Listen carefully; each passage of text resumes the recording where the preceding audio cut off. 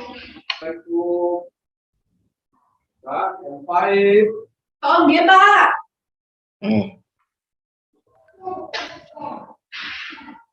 Aku ketemu lagi.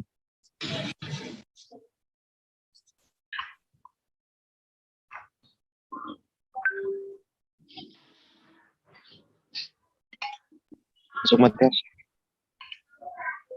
Matias, silakan. Sudah masuk Matias, silakan.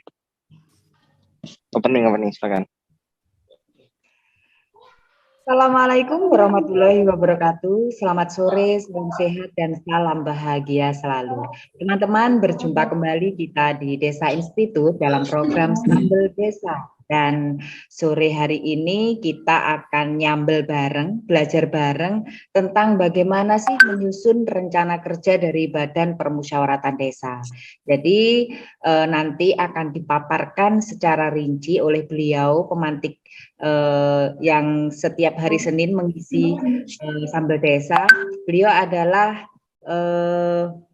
Direktur dari Pusbintek Palira. Kita sapa dulu Bapak Haji Nur Razuki. Selamat sore Bapak. Selamat sore. Assalamualaikum warahmatullahi wabarakatuh. Waalaikumsalam warahmatullahi wabarakatuh. Pak, gimana kabarnya sore hari ini? Alhamdulillah, baik. Ya. Iya, menarik topiknya karena apa ya istilahnya, ternyata yang perlu menyusun rencana kerja itu bukan hanya pemerintah desa, ternyata BPD pun juga perlu untuk menyusun rencana kerja dari Badan Permusyawaratan Desa itu sendiri. Dan sore hari ini kita teman-teman akan belajar bersama selama 1 jam ke depan bersama Bapak Haji Nur Razuki SPD selaku Direktur Pusbintek Palira. Bisa langsung Bapak? Oke, baik. Terima kasih. Ingin coba untuk biar beda tampil dengan background yang beda kali ini. Backgroundnya asli orang Jawa yang nakalan. Gitu. Iya, Pak. Assalamualaikum warahmatullahi wabarakatuh. Selamat sore untuk semuanya. Saudara sekalian, sore hari ini kita akan bicara tentang rencana kerja BPD. Sesungguhnya memilih atau pemilihan istilah rencana kerja ini saya hanya mengikut pada kalau pemerintah desa atau desa itu adalah rencana kerja pembangunan desa atau ada RPJMDes dan ada RKPDes. Nah, BPD kita gunakan kata rencana kerja juga. Kalau untuk betul LKD baru kita masuk tidak pada rencana kerja tapi program kerja karena lembaga murni. Nah, rencana kerja BPD. Selengkapnya saya share screen dulu. Kita oke ini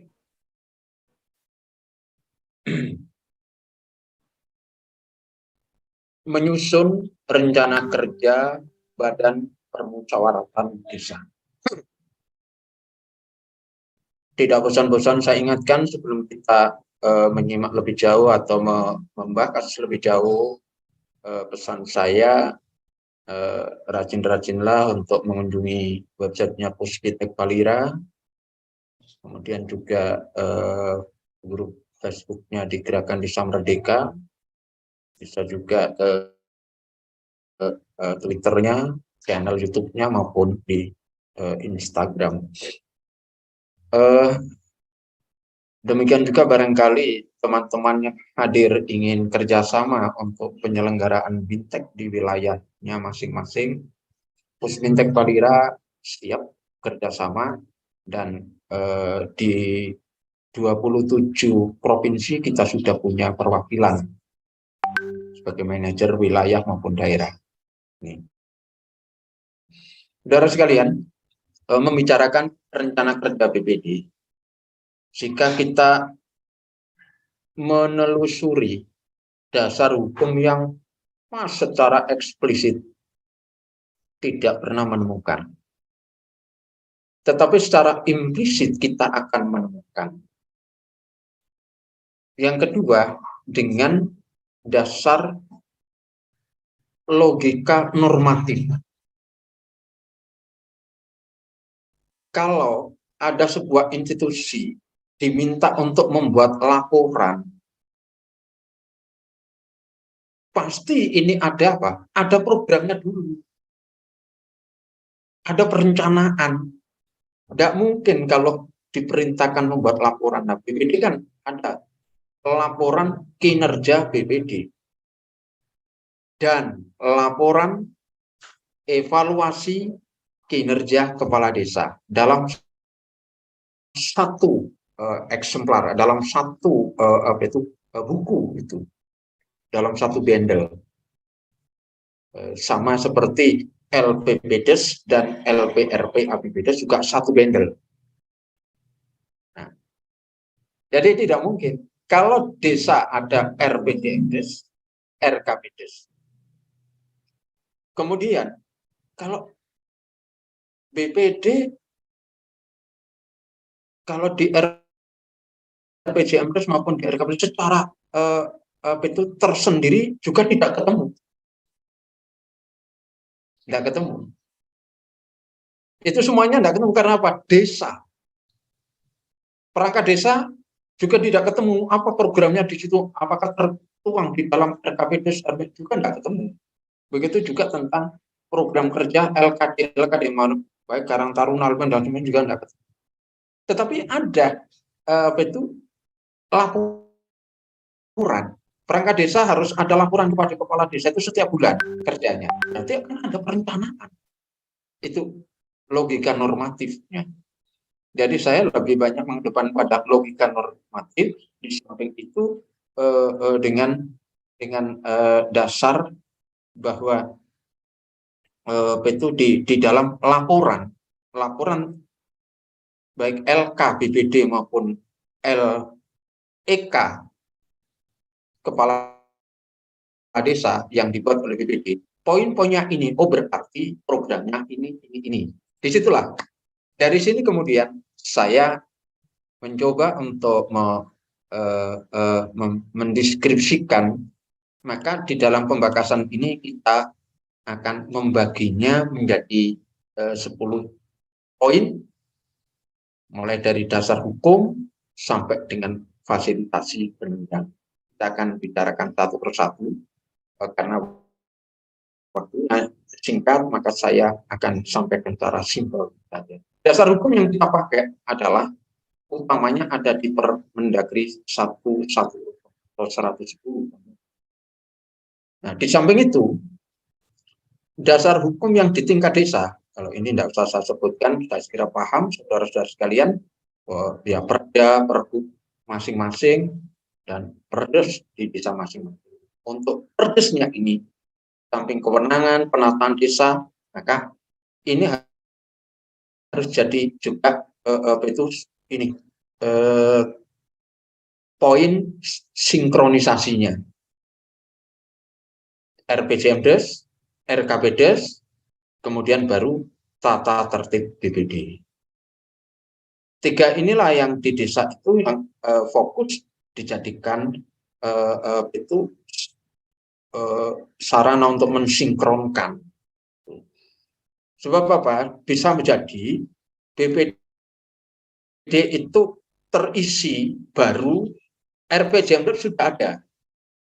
Maka ketika menyusun rencana kerja, baik itu rencana kerja tahunan maupun rencana kerja periode 6 tahun berarti, maka harus mensinkronkan dengan RPJMdes yang sudah ada. Tuh. Nih. Nah, setiap tahunnya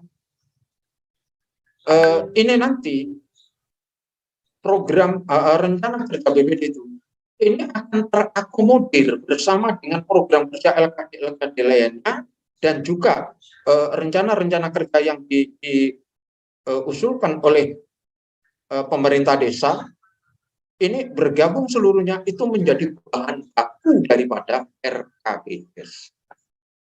Menjadi bahan baku dari RKPDes. Ini di samping jaring aspirasi daripada masyarakat sebagai tambahan apabila itu nanti tidak ada atau tidak tertuang di RPJM. Oke, nah, ini adalah utama yang harus dijadikan rujukan di harus jadi rujukan di desa. Oke, baik. Nah, selanjutnya adalah program rencana kerja ini. Setelah kita pelajari tentang dasar hukumnya, maka ada 9 item yang harus direncanakan. Mulai dari bagaimana penyelenggaraan administrasi harus diprogramkan, harus direncanakan dengan baik. Baik itu untuk tahunan maupun untuk 6 tahunan bedanya.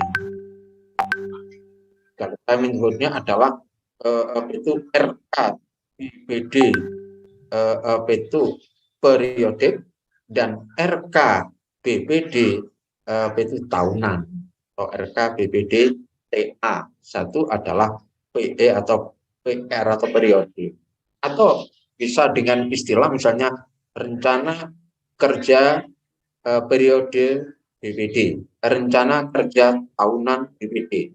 Silakan. Karena sampai hari ini detailnya secara eksplisit aturan itu tidak ketemu. Di sini harus dibutuhkan satu kreativitas untuk membaca, tidak hanya pada tidak ada, kok secara eksplisit tidak ada itu diatur secara langsung jelas itu Jangan menunggu itu, karena ini dibutuhkan. Kenapa selama ini BPD tidak bekerja? Salah satunya yang menjadi persoalan pokok adalah ya karena tidak punya rencana kerja tadi.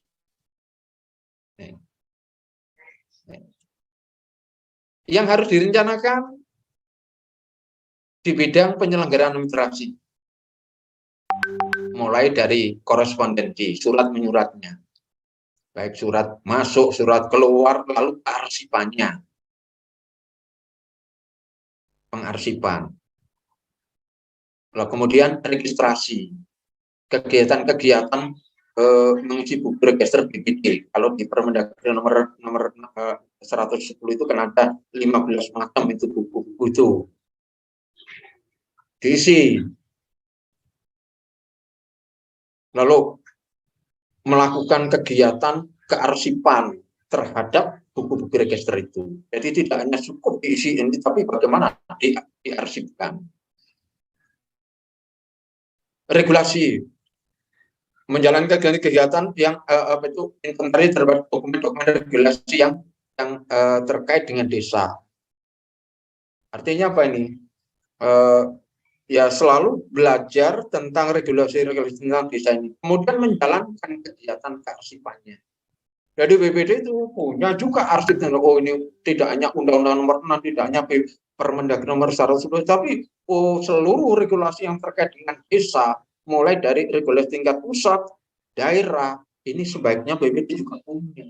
Loh kenapa demikian? Oh, BPD itu kan tugasnya adalah sebagai seorang regulator, lembaga legislasi. Nah, kalau peraturan-peraturan tidak diinventarisir, tidak banyak dibaca, ya udah mundur saja jadi BPD. Sebab apa? Pasti BPD yang semacam itu adalah kalau saya orang Jawa Timur ini agak kasar, pasti orang ini adalah sering nggak nyambung, ya mikir tentang desa. Ini. Hal yang kedua yang harus nomor ini saya buat nomor 3 karena tadi yang itu adalah dasar hukum tadi ya. Ini. Berikutnya adalah tentang bagaimana jaring dan serap aspirasi. Ini harus diprogramkan. Mulai dari kunjungan warga, musyawarah yang ada di dusun atau wilayah, harus diprogramkan, direncanakan. Tidak dadakan seenaknya, Kemudian musyawarah desa juga dirancangkan, baik itu ada reguler maupun yang insidensial. Kalau reguler jelas wajib direncanakan, sudah ada perencanaannya, bulan ini apa saja nanti ya kegiatan bulan berikutnya 1 tahun penuh. Nah kalau untuk yang jangka periode tahun ini nanti apa saja yang kita lakukan, tahun kedua apa saja, harus muncul itu. Nah, sedangkan untuk musyawarah desa atau musyawarah yang insidensial, ya sangat tergantung kebutuhan. Oh, hal ini sangat bentuk urgent, ini adalah hal yang strategis dan ini harus kita khususkan. Gitu. Jangan kemudian khusus tidak ada kader dari Pak Kades, wah pasti ini BPD ngekor nih. Gitu. Mohon maaf ya, diksi yang saya pilih kadang mulai keras. Kenapa? Kondisinya ini kenapa? Sudah emergensi banget persoalan-persoalan seperti ini di desa. Ini. Berikutnya adalah tentang anggaran. BPD ini karena diberi kewenangan untuk mengelola operasional, anggaran operasional. Maka BPD harus juga punya perencanaan anggaran. Dalam 1 tahun ini kita butuh apa? Terkait dengan perencanaan anggaran, apa saja? Oh, menggali, menetapkan sumber-sumber ini, dari mana saja sumber yang bisa didapat dari oh, dari APBD-nya ini. Kan apa? BPD ikut menentukan anggaran, baru mengolah anggaran. Mengelola anggaran. Cuma di dalam mengelola, BPD tidak boleh langsung.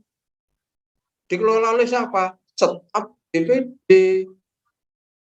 Kalau BPD ikut belanja untuk alat kantornya, ya BPD kalau ikut pegang uang seperti itu, ya itu kan jeruk makan jeruk, BPD yang ngawasi.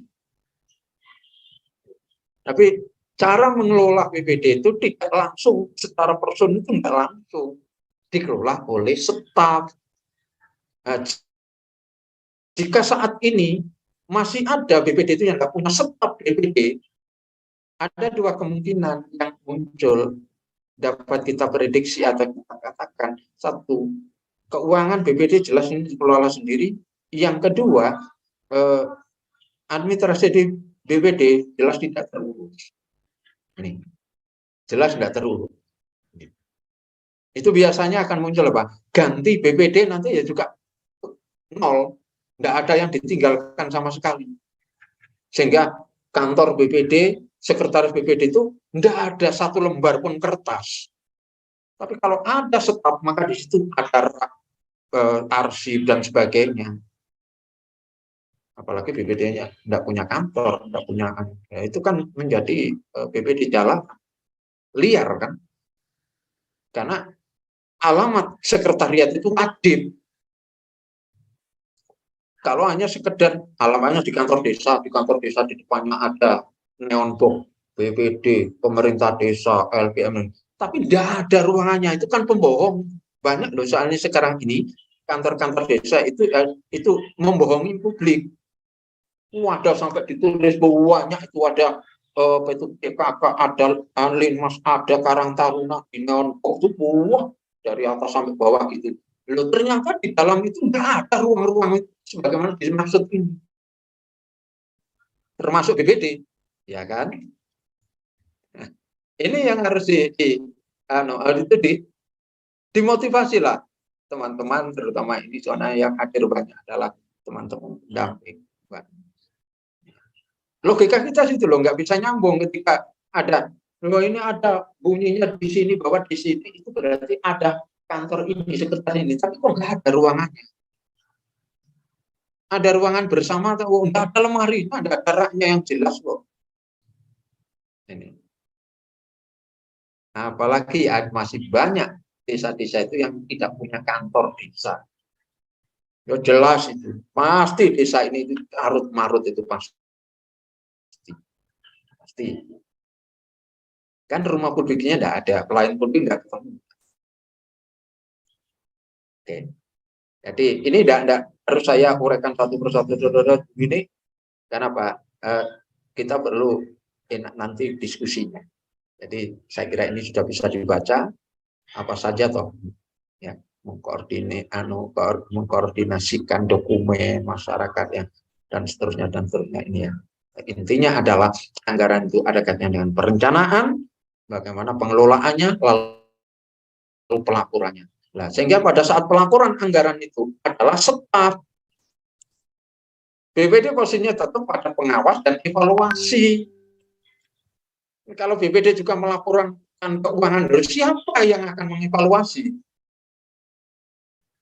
Itu loh soalnya. Jadi ada pasal di Permendagri nomor 110 tentang anggaran BPD itu dapat mengelola anggaran operasional. Itu jangan dimanai letter atau itu sebagaimana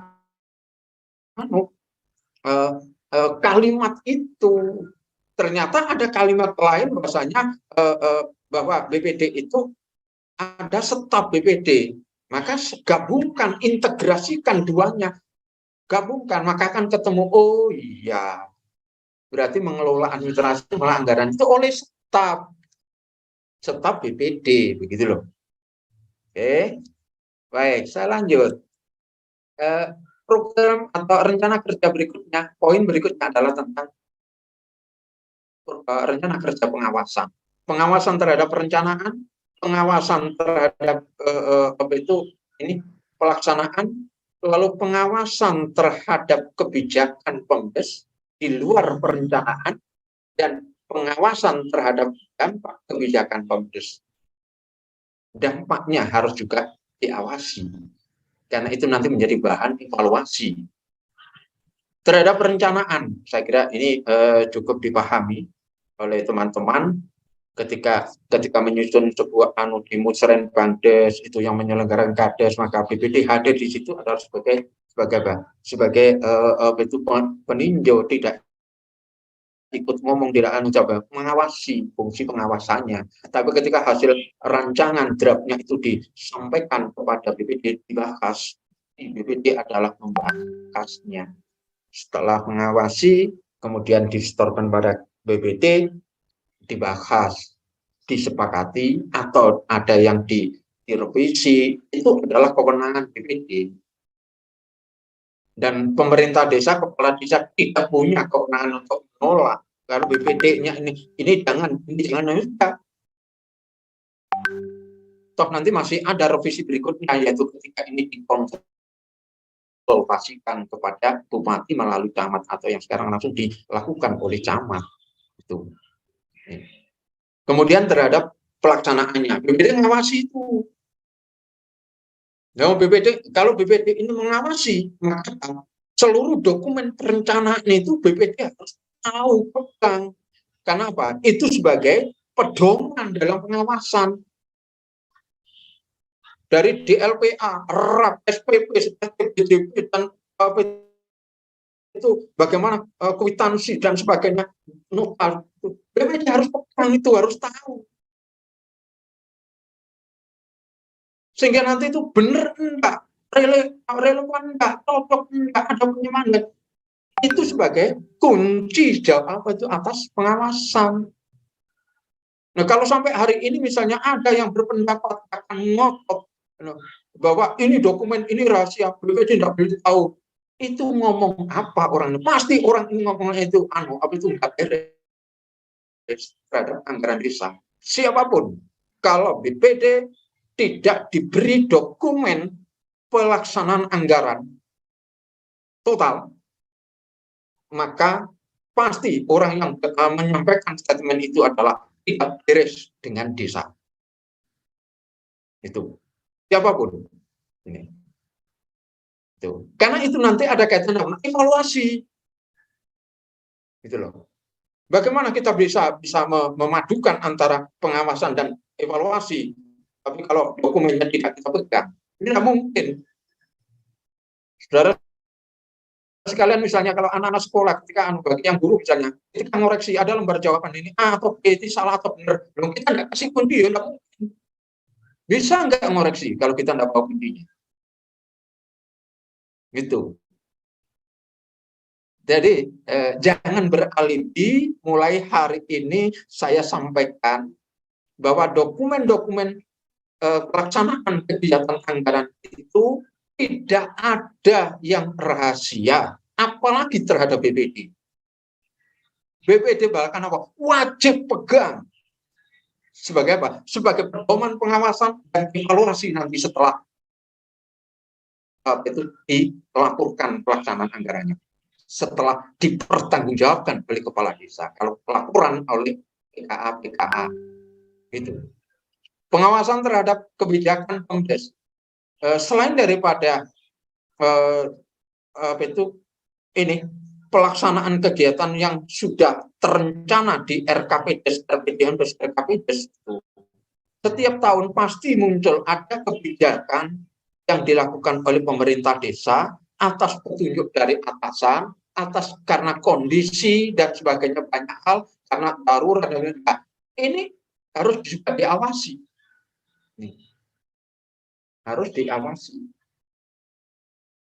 Atas kebijakan ini, maka bagaimana kondisi anggaran, bagaimana angka partisipasi, bagaimana angka pengangguran, bagaimana hasil-hasil pembangunan desa ini, harus diawasi atas kebijakan-kebijakan ini. Banyak hal yang harus diawasi terhadap kebijakan pemerintah desa oleh BPD itu. Kemudian bagaimana taraf hidup masyarakatnya, bagaimana keterangan pertanggungjawaban kepala desa, bagaimana juga BPD harus memantau pada pelaksanaan keputusan desa atau peraturan desa. Itu. Pengawasan yang keempat adalah terhadap dampak kebijakan pemerintah desa.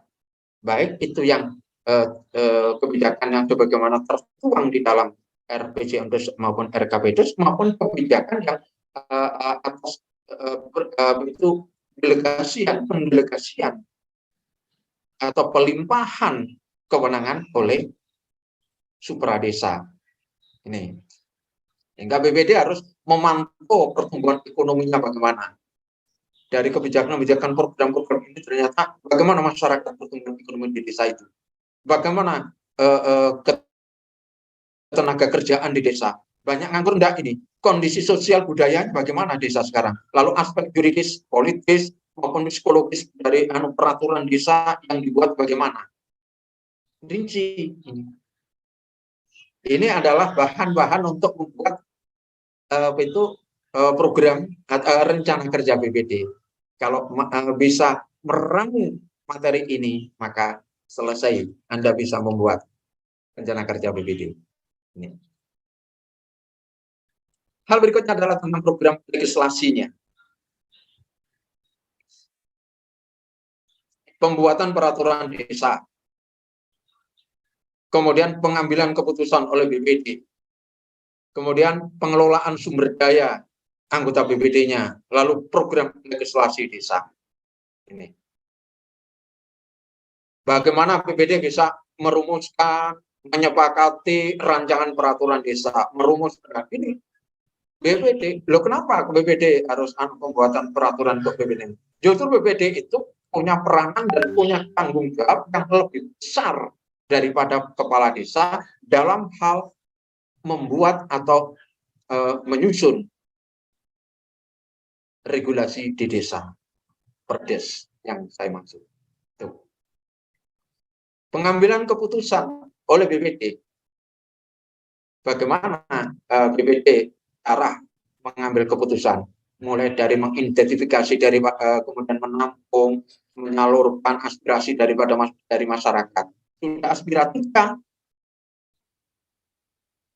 Jangan-jangan nanti misalnya, aspirasinya hanya karena wilayahnya, karena temannya, karena ya istilahnya menjadi kolusi, menjadi nepotisme dan sebagainya. Ini BPD diuji bagaimana di dalam mengambil keputusan. Yang jelas bahwasanya BPD ini harus profesional. Salah satu ciri profesional adalah objektif, tidak subjektif. Objektif demi kepentingan masyarakat karena uang untuk masyarakat. Ini mengolah sumber daya yang ada di BPD. Ini mulai dari BPD ya memberikan pertimbangan mengenai kualitas perangkat desa, BPD harus dilibatkan. Ketika kepala desanya itu ada yang kurang pas, BPD kasihlah masukan kepala desa. Atau ada lewat kepala desa, kirimi surat rapat kerja, musyawarah kerja. Untuk apa? Untuk itu berdiskusi, untuk sharing dengan perangkat desa tertentu terhadap program sesuai dengan tupoksinya perangkat desa tersebut. Itu perlu itu memproses pemilihan kepala desa dan terusnya ini kemudian turut serta memproses pengisian perangkat desa, harus turut dilibatkan. Sebab masih sering saya dapat pertanyaan, apakah BPD itu ada dalam pengisian perangkat BPD itu juga dibutuhkan tanda tangan? Ya pasti. Kenapa? Dengan sendirinya BPD itu ada di pengawas. Kalau ada pengisian perangkat desa, BPD-nya kan nggak tahu menahu atau tidak diberitahu dan sebagainya itu. BPD harus bertindak, tapi bertindaknya adalah bagaimana yang konstitusional dan profesional, di samping proporsional. Itu saya harus terlibat, berarti apa? Saya harus bisa jadi panitianya, nggak bisa BPD pengawas. Gitu. Identifikasi kondisi sumber daya yang ada di desa itu. Jadi benar-benar menjalankan tugas itu aspirasi begini. Oh, ini perlu nggak ini dibuatkan perdes? Oh ini enggak, ini cukup nanti itu dengan ada kebijakan kepala desa. Kasih masukan, buat saja langsung peraturan kepala desa. Kenapa? Tujuannya sudah ada di perdes ini. Tuh, inilah mitra. Enggak mitra itu kemudian kong kali kong. Itu namanya tidak mitra tapi sindikat. Itu. Jadi harus dibedakan mitra dengan sindikat. Sebab yang banyak ini yang terjadi antara pemerintah desa dan BPD ini salah satunya adalah bukan mitra tetapi justru arahnya itu indikasinya justru lebih dekat dengan sindikasi itu. Program legislasinya. Pakati reguler. Tahun ini apa saja perdes yang akan kita bahas? Yang reguler antara ada RKPdes, ada APBdes, ada LRP APBdes, ada dimungkinkan akan ada penyertaan modal, mungkin adalah dana cadangan, mungkin adalah perdes tentang dana silpa, itu kan reguler. Dan lagi yang oh ya kita perlu ada punya perdes tentang ini, oh tentang itu ketertiban, oh ya jadi program jelas.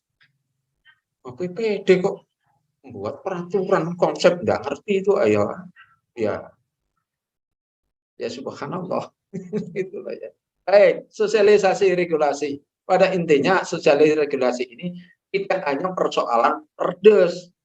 BPD lah yang punya kewajiban utama untuk menyampaikan pada masyarakat tentang apa regulasi-regulasi yang sekarang ini berlaku untuk desa, mulai dari peraturan desa, kemudian perda, perbu. Itu BPD ini justru yang punya tugas utama.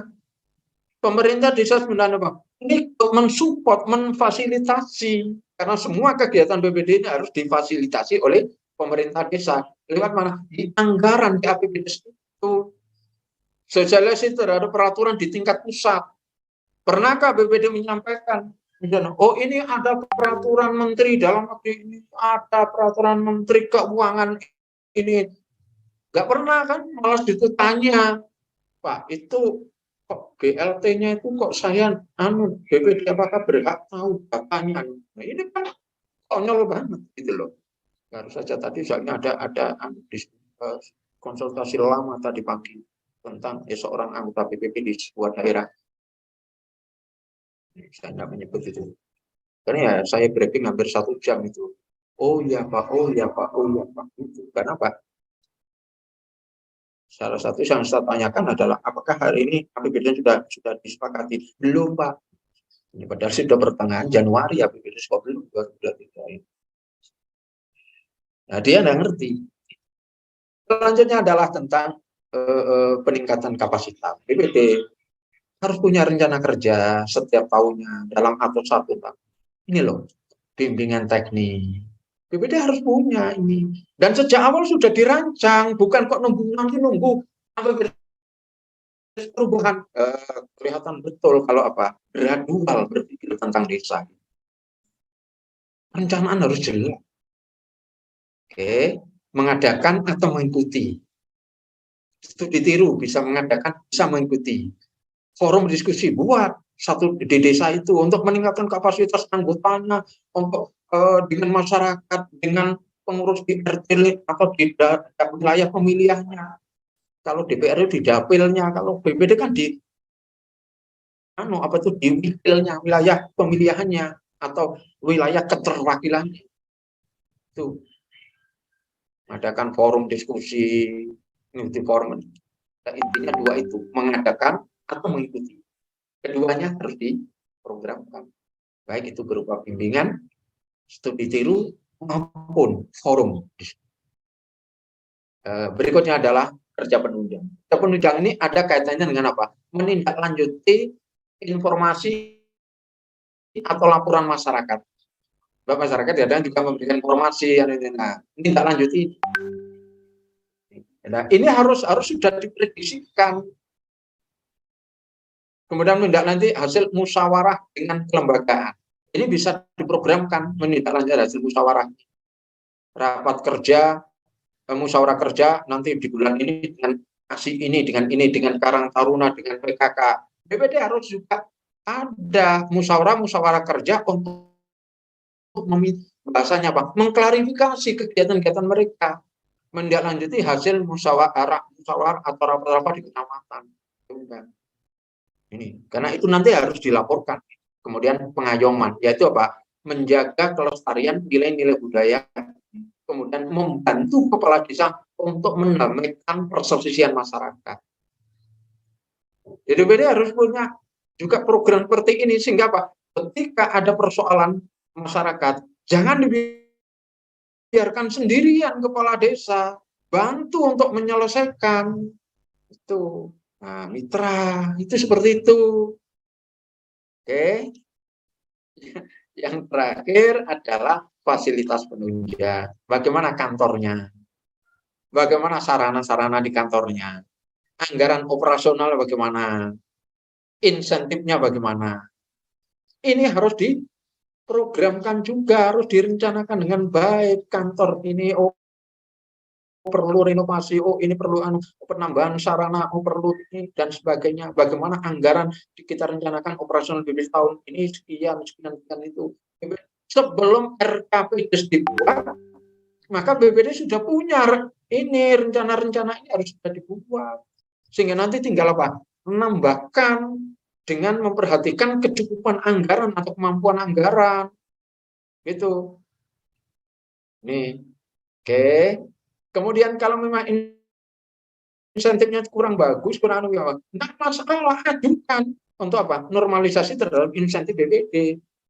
Enggak kemudian katanya loh, kenapa tidak misalnya BPD kalau dari ADD-nya itu ternyata hanya sedikit dan itu kurang maka BPD supaya memberikan satu alternatif dari PAD ini bisa dijadikan tambahan dari insentif itu dengan misalnya dengan tunjangan kinerja atau tunjangan jabatan bisa sehingga insentif itu meningkat.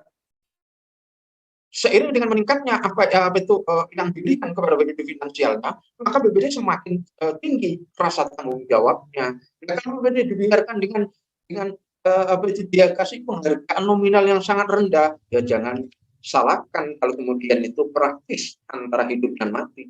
Seluruh persoalan yang saya jelaskan tadi itu jika dirangkum itu rencana kerja BPD ini dalam sistematikanya seperti ini. Oke. Baik, terima kasih. Itu yang dapat saya sampaikan, saudara sekalian. Saya kembalikan kepada Ceng Tias.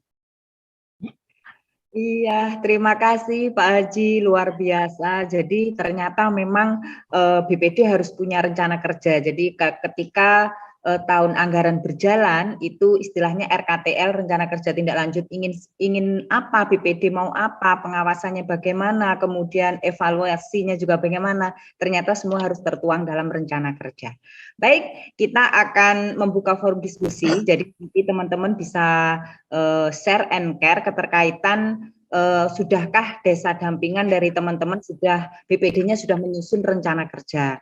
Kalau sudah mungkin ada ilmu yang bisa berbagi di sini disandingkan dengan materi yang telah diberikan oleh pemantik sore hari ini. Baik, teman-teman bisa langsung raise hand untuk menyampaikan keterkaitan dengan topik sore hari ini. Bagi saya ini sangat menarik karena memang ternyata BPD harus punya rencana kerja biar nanti dalam proses pelaksanaan tugasnya di 1 tahun anggaran itu punya konsep yang jelas. Sambil menunggu teman-teman, Pak, mungkin ada hal yang perlu kami sampaikan keterkaitan dengan istilahnya kalau kita yang ada di lapangan kan menganggap BPD itu adalah navigatornya kepala desa. Jadi bagaimana mungkin sang navigator bisa mengarahkan dengan baik dan benar kalau regulasi tidak dikuasai dengan baik. Nah, ini misalnya, ini ada kasus real di lapangan keterkaitan dengan adanya temuan dari APIP yang menyebutkan bahwa pelaksanaan pembangunan yang ada di desa itu ternyata tidak berjalan linier. Jadi apa yang sudah dilaksanakan ternyata dalam RKP tidak ada, pun demikian dalam RPJMDes.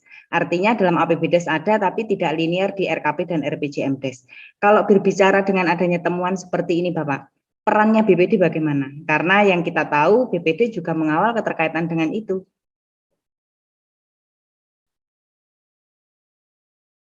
Monggo. Open mic dulu. Oke, ya. BPD pada saat merancang, ikut merencanakan atau ini membahas APBDes, maka di situ kan ada dimungkinkan ada menjadi akan ada dua draft. Draft pertama adalah tentu yang dibuat oleh pemerintah desa. Nah, diajukan BPD. Ketika diajukan BPD, hal pertama yang harus dicermati BPD adalah linier enggak dengan RKP. Kalau RKP kan sudah selesai, harus linier. Maka APBDes-nya linier enggak? Nah, supaya bisa linier, salah satunya Pak, RKP itu formatnya buatlah menduplikasi yang ada di APBDes. Maka akan linier nanti. Pasti akan sama. Itu mulai dari bidang, subbidang, kegiatan akan bisa linier. Nah, kalau nanti terjadi ada tidak linier atau tidak, loh di RKP-nya tidak ada, kok ini ada, mudah diketahui. Jika itu tidak linier, tidak ada di RKP, sudah jelas pada saat itu BPD harus mencoret. Dicoret, harus itu. Kalau itu tidak dilakukan, berarti BPD salah. Tetapi persoalannya, apakah pada saat menyusun RKP tadi itu ada proses dibahas oleh BPD, sebab ada banyak masih desa-desa itu BPD-nya ditilap. Nah, BPD ketika mencoret-coret tadi itu harus dituangkan dalam berita acara rinci. Dalam berita acara itu hasil itu pembakasan ini, pasal ini, ayat ini, berbunyi seperti ini tuh dikoreksi atau disepakati menjadi seperti ini. Nah, misalnya bidang ini nomor rekening sekian ini tertulis demikian, anggaran sekian, ini BPD mengkoreksi menjadi sekian. Itu rinci. Ini yang mungkin belum banyak diketahui, apalagi ini dibisai. Bagaimana sebuah berita acara hasil pembakasan APBDes, RKPDes yang dilakukan oleh BPD.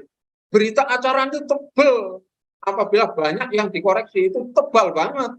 Kenapa di sana pasal ini, pasal ini. Jadi harus rinci. Enggak kok, sepakat dengan angka global, tidak.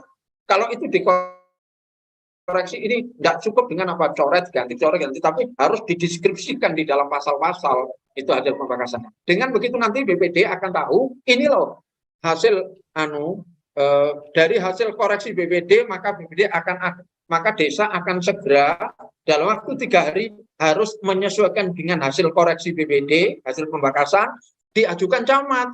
Nah, camat baru nanti juga evaluasi. Hasil evaluasi camat itu harus disampaikan kedua belah pihak, kepada kepala desa, juga kepada BPD. Sehingga nanti dokumennya itu sinkron sama. Maka ketika itu dibahas lagi, akhirnya ditetapkan setelah 2 kali dievaluasi, 1 dibahas BPD, 2 kali yang 1 camat, lalu BPD juga pegang. Saya yakin itu. Nah, kalau sampai nanti terjadi di lapangan pelaksanaannya kok tidak sesuai dengan itu, BPD cukup sederhana sikapnya, Pak. Berhenti.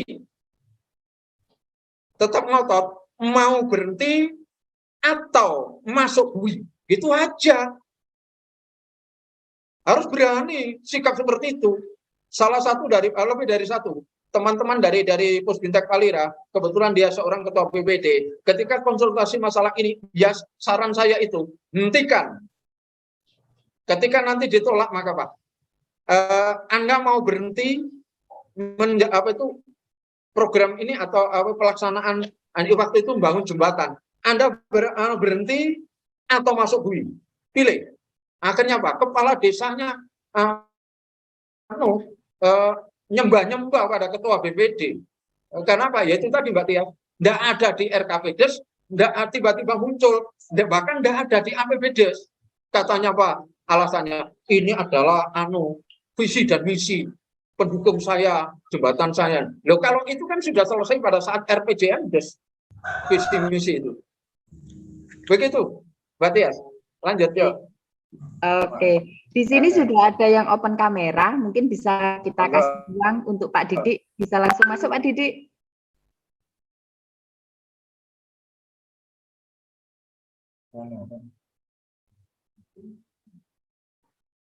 Monggo. Iya, monggo Pak Didik. Oh, belum siap beliaunya. Oke, Pak Nur, di sini ada yang menulis di meeting chat, perlu kami bacakan ya, nanti kita bahas bersama. Bapak izin bertanya, yang mengawasi kinerja BPD siapa? Dan untuk menyampaikan atau pengaduan adanya penyelewengan BPD melalui siapa? Nah, ini mungkin Bapak bisa menjelaskan keterkaitan dengan ini. Masyarakat di wilayah keterwakilannya. Itu. Ketika ada BPD itu menyeleweng, tidak hanya tidak aspiratif, tetapi ternyata juga ada hal yang inkonstitusional dilakukan. Maka apa? Kewenangan itu sesungguhnya ada di masyarakat di wilayah pemilihannya. Karena BPD itu tidak mewakili partai-partai seperti itu, maka kalau di DPR kan enak direshuffle oleh pimpinan partai. Nah, kalau di BPD adalah masyarakat yang di keterwakilan wilayah. Makanya apa, Mbak? Ketika pemilihan BPD itu tidaklah dibenarkan, 1 main tunjuk, yang kedua adalah musyawarah wakil tokoh-tokoh masyarakat lalu berunding rukun-rukunan, kamu ya yang jadi wakil sana, kamu jadi anak. Loh, rakyat nggak tahu, nggak terlibat itu. Ketika ada masalah, rakyat kemudian membuka gitu, mendemo atau misalnya komplain pada orang-orang yang dulu memilihnya. Terus gimana? Yang jelas bahasanya kewenangan hak demokrasi, bahwa mandat itu dari rakyat. Nah, pemilik kedaulatan itu ada di rakyat. Maka BPD ini karena tidak mewakili partai tapi mewakili kewilayahan, maka kedaulatan ada di rakyat atau masyarakat yang ada di wilayahnya. Maka harus ada berembuk tokoh-tokoh masyarakat di wilayah itu untuk mengambil sikap. Mau menarik BPD itu silakan ditarik. Dari hasil ini maka kepala desa harus menindaklanjuti bahwa ini perlu direshuffle. Nah, hal ini tidak ada, Mbak, di Permendagrinya tidak ada. Maka sebenarnya apa? Ketika melakukan pembinaan terhadap BPD dalam menyusun rumusan tatip BPD, disitulah masukkan sehingga BPD nanti itu bisa terjerat dengan tatip, tidak sampai terjadi kegaduhan oleh masyarakatnya. Begitu BPD-nya ini menyeleweng, nanti itu akan kena di tatip sendiri. Nah, persoalannya ini kan banyak BPD-nya hampir selesai, tatipnya tidak punya. Nah, dia akan bekerja seperti orang alas itu, seperti orang hutan. Tidak pakai aturan kok. Rimba ya. Jadi banyak BPD itu yang sekarang itu bekerja mengambil posisi sebagai BPD, tapi dia bekerja seperti orang-orang yang ada di belantara. Alat untuk kerjanya BPD itu ada di tatip, akumulasi dari seluruh aturan-aturan yang terkait dengan desa yang menyangkut BPD itu ada di tatip. Tuangkan di tatip, maka selesai. Jika ada BPD nanti bahkan 3 kali tidak ikut rapat, ada sanksi ini, sanksi ini, tatip yang berbunyi. Begitu. Maka kepala desa harus mendorong tatip ini harus segera bentuk. Teman-teman pendamping juga begitu. Apalagi ini pembina. Nah, persoalannya ini masih banyak para pembina ini yang nggak memahami ini. Nggak pernah menanyakan BPD apakah sudah ada tatip atau tidak. Tapi kalau teman pendamping biasanya tahu ya diem, kenapa? Tidak kewenangannya. Gimana lagi? Kalian hanya bisa memberi informasi, itu pun secara diam-diam supaya supaya tidak diinting-inting bagaimana begitu kadang. Iya. Jadi saya maklum banget kalau sama BPD, itu sama pendamping. Karena memang tidak mengambil keputusan, tidak bisa memberikan tekanan apapun. Begitu. Atas pertanyaan tadi yang Tias, monggo. Ada lain barangkali itu? Jarang Pak Camat yang evaluasi benar itu ya. Iya. Kondisi real di lapangan memang seperti yang disampaikan oleh Mbak Lisa, Pak Nur. Jadi artinya memang masih banyak camat yang belum melakukan evaluasi dengan adanya Perdes RKP maupun Perdes APBD. Jadi yang mengevaluasi dari tim kecamatan itu ya kebanyakan memang pendamping yang dilibatkan, sehingga ya akhirnya jika memang ada temuan ya seperti itulah. Terus pendamping yang disalahkan, ya. Iya, seperti itu. Ya inilah saya kasihan itu Padahal itu jelas sekali bahwa pembinaan itu ada di camat, bahwa evaluasi itu adalah ada di bupati yang dilaksanakan oleh camat, jelas ke undang-undangnya. Kemudian kalau minta bantuan atau asesmen terhadap asistensi terhadap pendamping, monggo, tetapi pendamping tidak boleh disendirikan. Tim evaluasi tetap orang kecamatan. Kalau tidak ada yang punya kemampuan itu, ya mundur saja dari jabatannya, sederhana kan itu. Nah, kalau camat nggak ngerti ini, seperti yang sampaikan Bu Lisa tadi, bahkan ada camat yang takutnya, ya mundur saja lah. Makanya kalau jadi pejabat, nggak usah lah pakai sogok-sogokan transaksi. Jadinya apa? Ketika duduk di kursi itu ternyata kursi itu menjadi panas, gitu.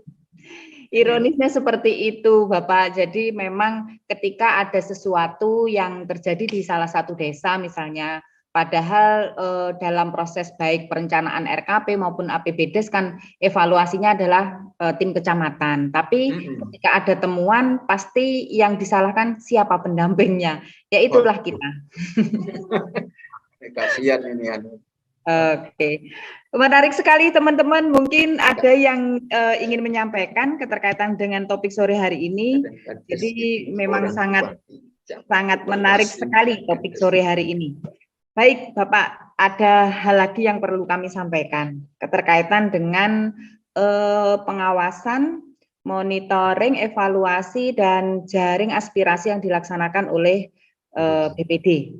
Jadi ketika BPD punya jaring aspirasi, kemudian itu belum disesuaikan dengan regulasi yang mengatur, akhirnya ketika ada tuntutan regulasi yang harus istilahnya menggunakan dana desa sesuai dengan peruntukannya, sesuai dengan alokasinya, maka BPD akhirnya merasa nanti nama baik saya di lingkup kerja saya akan rusak seperti itu. Nah, ini bagaimana, Pak?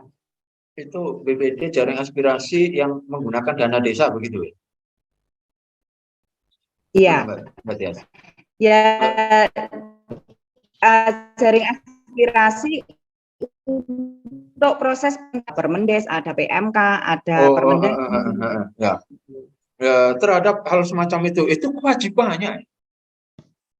Nah, kalau memang sudah dia itu mau jadi penggarap sawah, ya harus berani kena air campur tanah.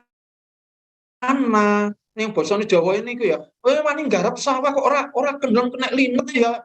Kok nenggalang peti pengkerak ayo enggak usah garap sawah. Kan gitu.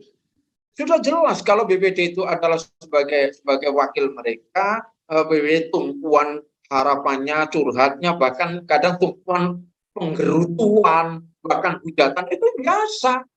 Kalau memang enggak bahasanya kan gini, kalau memang enggak ingin kena kotoran, ya jangan jadi peternak gitu loh.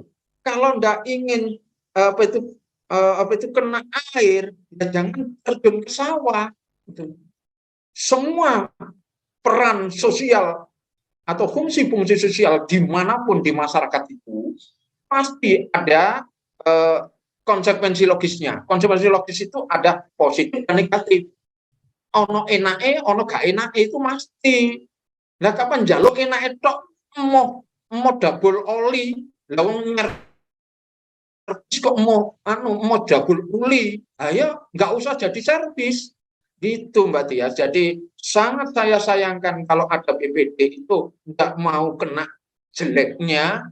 Justru BPD ini punya peran dan harus menetralisir, harus berasa mensosialisasikan ini loh yang benar kepada masyarakat. Ketika nanti misalnya ternyata itu kok apa yang dilakukan pemerintah bisa bertentangan dengan aturan, BPD harus berani katakan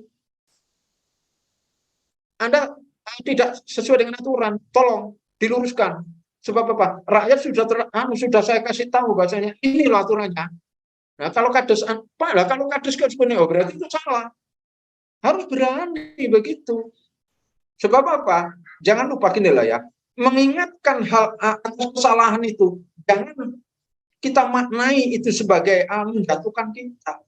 Tapi itu adalah menyelamatkan kita. Dan kalau orang ini tidak mau diawasi, tidak mau dievaluasi, nih, jatuh nanti gimana? Nyungsep nanti.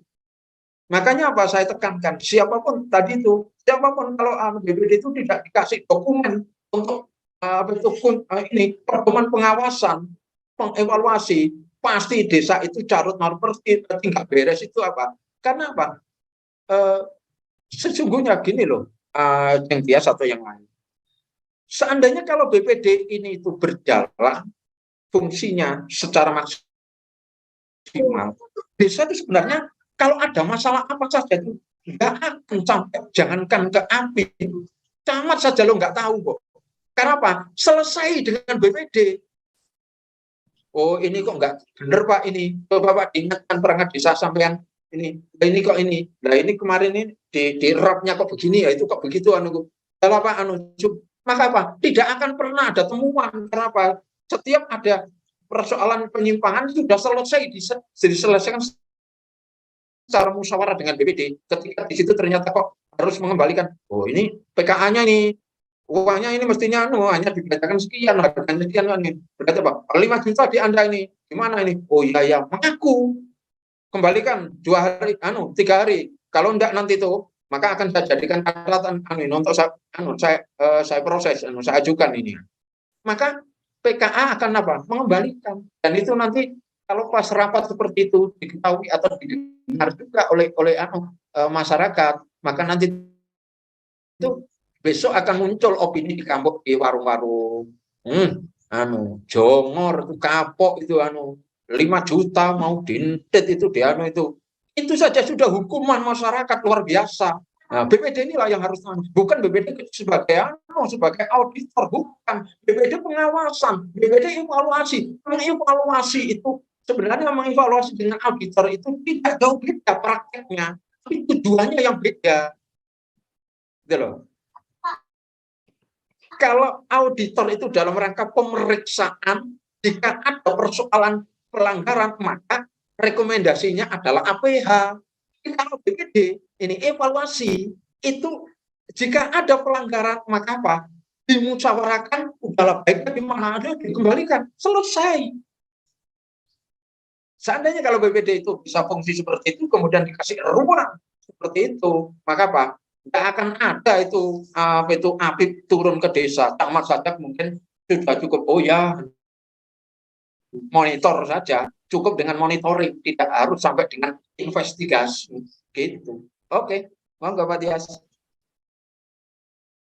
Iya, luar biasa topik sore hari ini teman-teman. Jadi kalau kita bisa menyimpulkan bahwa memang BPD harus membuat program kerja